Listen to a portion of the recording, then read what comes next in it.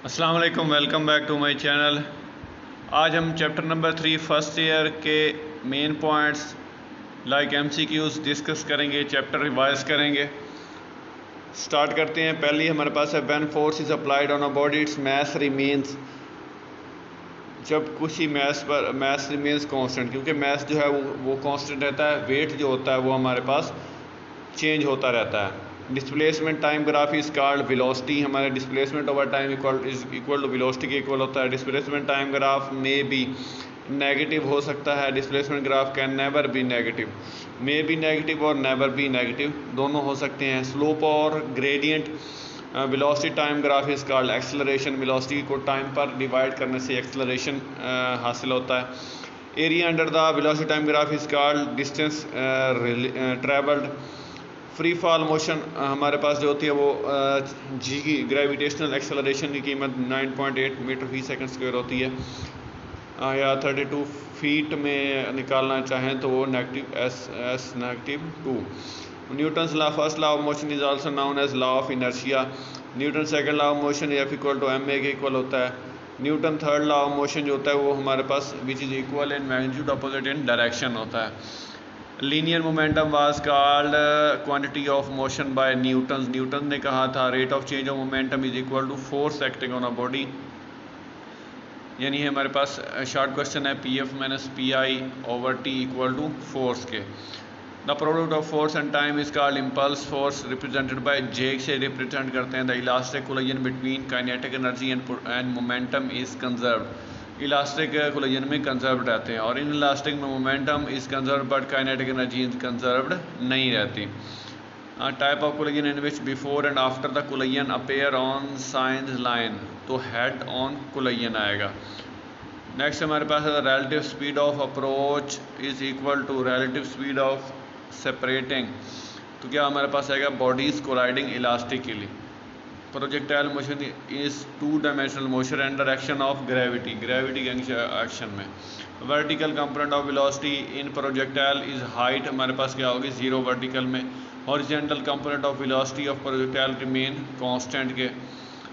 In projectile motion the upward quantity are taken as positive. Upward जो होता है positive होता है, projectile motion the downward quantities negative लेते हैं हम। हाइट ऑफ प्रोजेक्टाइल का फार्मूला हमारे पास होता है v1 square sine square theta over 2g, और रेंज ऑफ प्रोजेक्टाइल का v1 square sine 2 theta over g।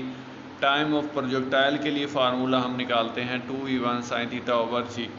If kinetic energy of body is increase 300 time, the increase in momentum क्या हो जाएगा 100 टाइम, क्योंकि वो रेसिप्रोकल एक दूसरे के। Vertical velocity of projectile is maximum height 0 पर वेलोसिटी मैक्सिमम होगी। Velocity of projectile at its maximum height is minimum. Two equal anti-parallel non-concurrent force that produce only angular acceleration are couple पैदा करती हैं। The minimum number of equal forces that keep the body in equilibrium are 2 हमारे पास हैं। Minimum number of unequal forces that keep a body in equilibrium are 2 हमारे पास forces जो होती हैं वो एक्ट करती हैं। अब बॉल ऑफ मास दे दिया हमारे पास, हाइट h दे दिया, टाइम टेकन बाय बॉल, तो हमारे पास टाइम ऑफ फ्लाइट, ये टाइम ऑफ प्रोजेक्टाइल का हम फार्मूला लगा के 4 सेकंड निकाल लेंगे। अब ball is thrown from window of moving train, it hits the ground by parabola, parabola path पे गिरेगी।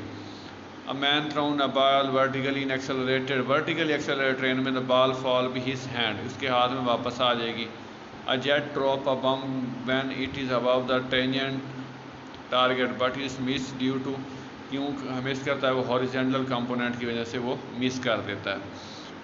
Next to jump long jump जो होता है हमारे पास जंप एट 45 डिग्री पर होता है।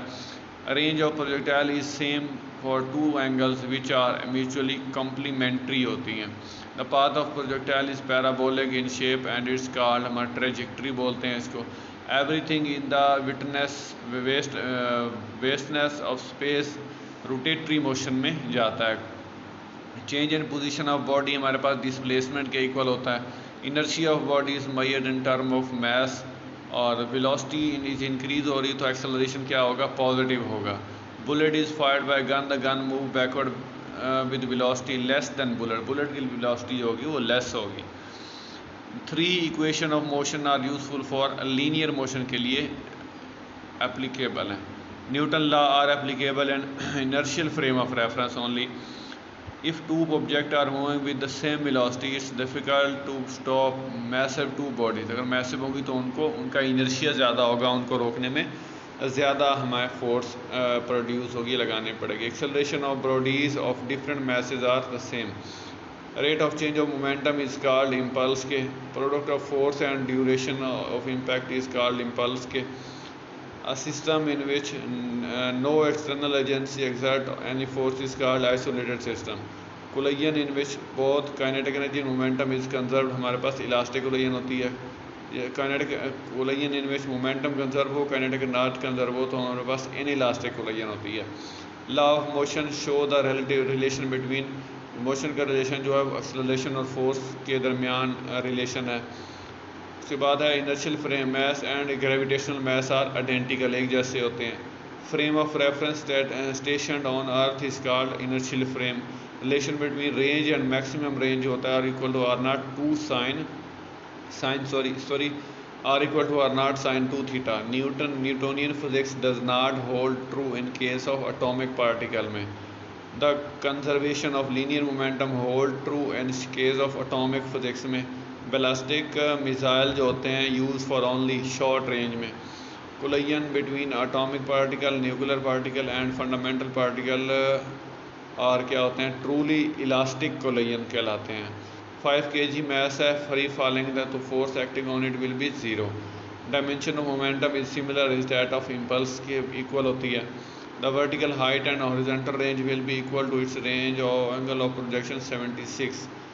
If the line of action of force F passes through the from origin, torque will be 0. Rotational motion of analog force is torque के equal होती है। हमारे पास टॉर्क की डेफिनेशन है। ये थे हमारे पास चैप्टर नंबर 3 फर्स्ट ईयर के points, important points MCQ type. I hope आपको क्लियर हो चुके होंगे। नेक्स्ट लेक्चर में हम बारी बारी 4th चैप्टर 5th चैप्टर को डिस्कस करेंगे, लेकिन उसके लिए आपको चैनल्स को सब्सक्राइब करना पड़ेगा, बेल आइकन पर क्लिक करना पड़ेगा ताकि आपको उसका नोटिफिकेशन भी मिल जाए।